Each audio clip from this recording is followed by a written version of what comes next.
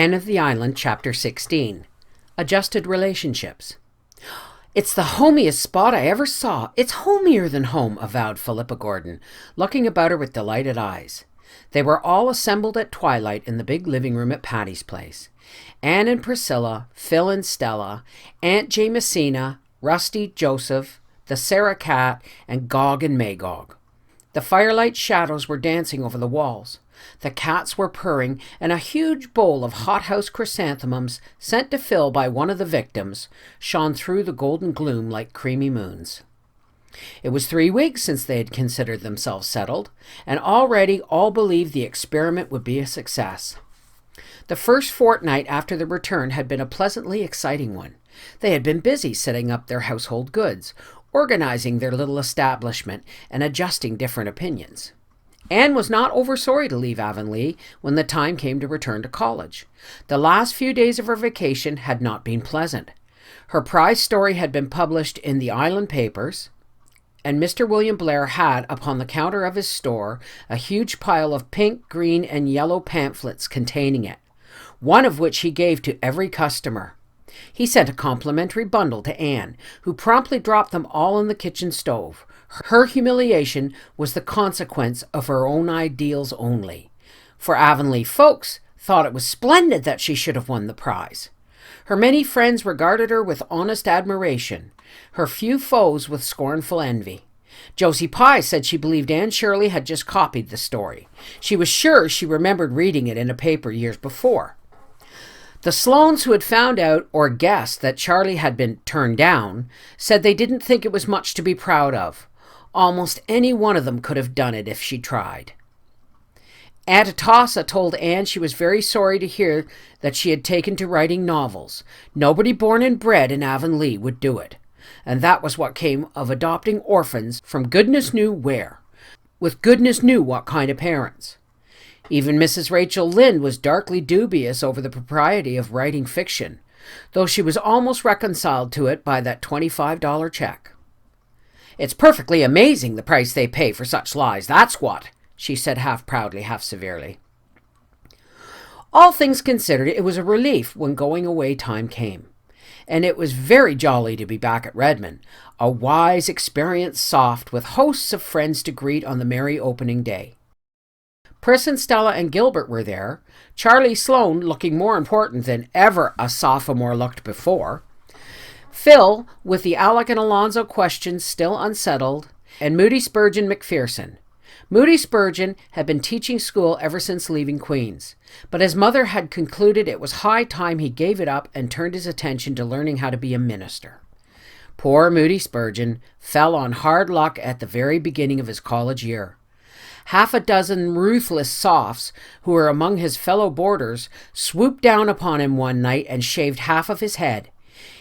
In this guise, the luckless Moody Spurgeon had to go about until his hair grew again. He told Anne bitterly that there were times when he had had his doubts as to whether he was really called to be a minister. Aunt Jamesina did not come until the girls had Patty's place ready for her. Miss Patty had sent the key to Anne with a letter in which she said Gog and Magog were packed in a box under the spare room bed, but might be taken out when wanted. In a postscript, she added that she hoped the girls would be careful upon putting up pictures. The living room had been newly papered 5 years before, and she and Miss Maria did not want any more holes made in that new paper than was absolutely necessary. For the rest, she trusted everything to Anne. How those girls enjoyed putting their nest in order. As Phil said, it was almost as good as getting married. You had the fun of homemaking without the bother of a husband. All brought something with them to adorn or make comfortable the little house. Pris and Phil and Stella had knickknacks and pictures galore, which latter they proceeded to hang according to taste in reckless disregard of Miss Patty's new paper. "We'll putty the holes up when we leave, dear. She'll never know," they said to protesting Anne. Diane had given Anne a pine needle cushion, and Miss Ada had given both her and Priscilla a fearfully and wonderfully embroidered one. Marilla had sent a big box of preserves and darkly hinted at a hamper for Thanksgiving, and Mrs. Lynde gave Anne a patchwork quilt and loaned her 5 more. "You take them," she said authoritatively. "They might as well be in use as packed away in that trunk in the garret for moths to gnaw."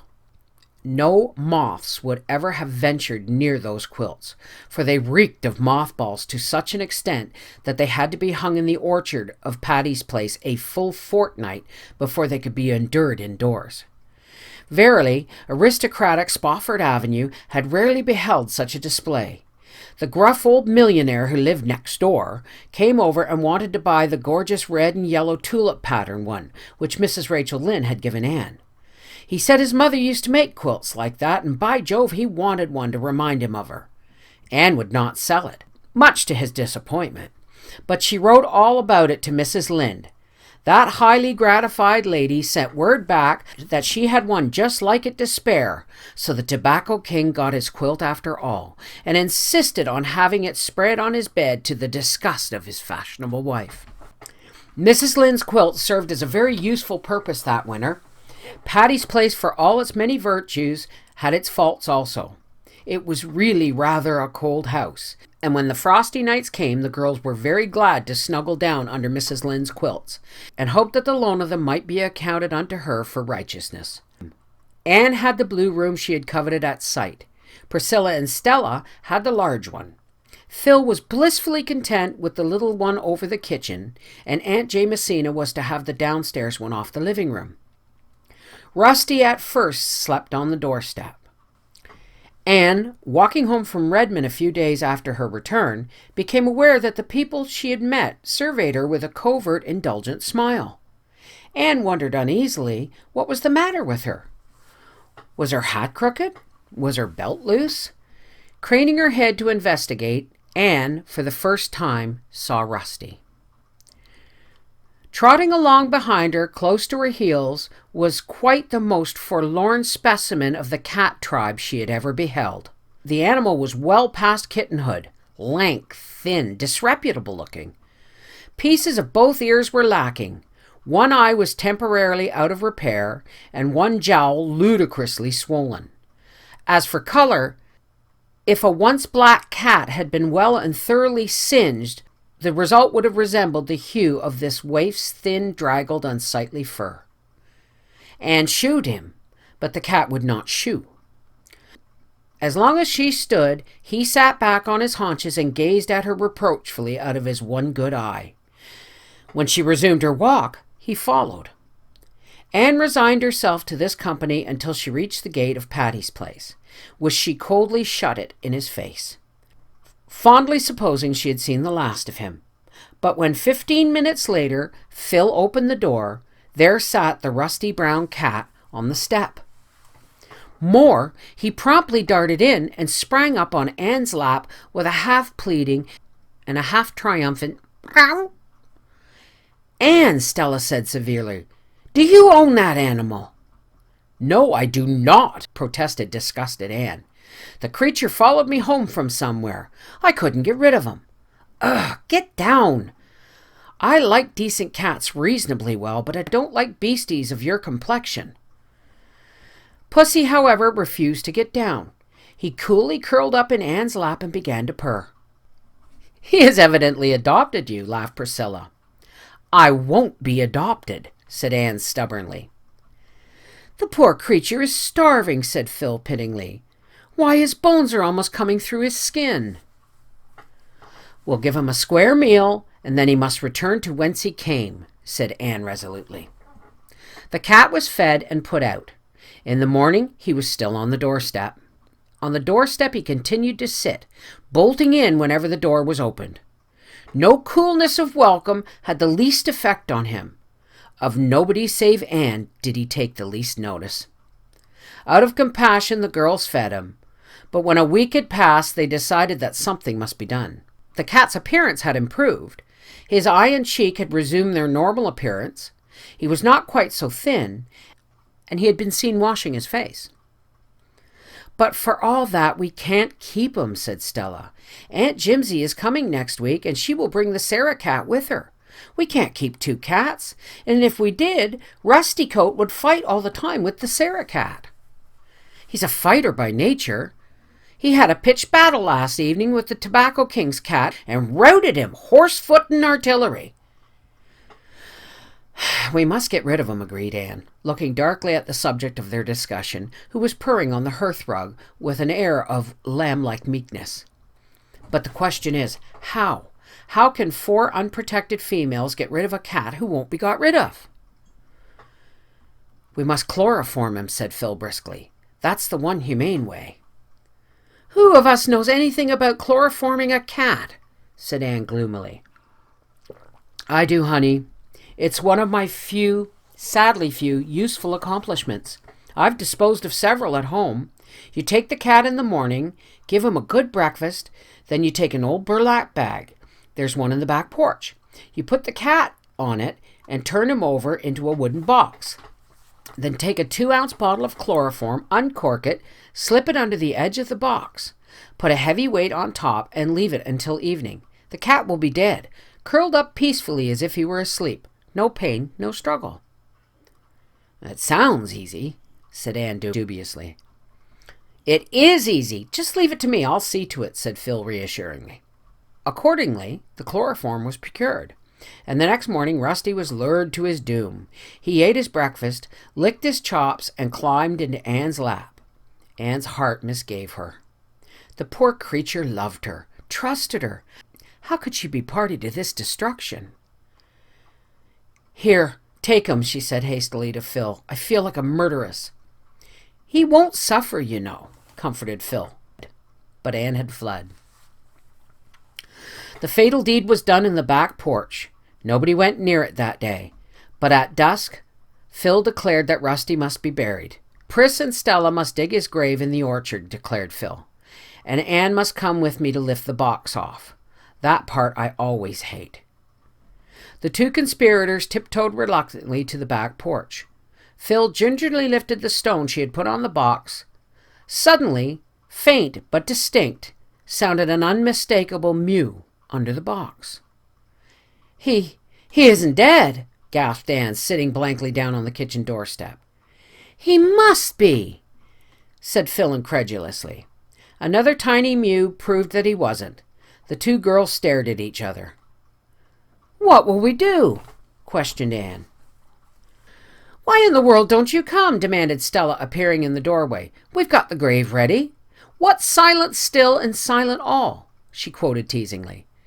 Oh no, the voices of the dead sound like the distant torrent's fall, or promptly counter-quoted Anne, pointing solemnly to the box. A burst of laughter broke the tension.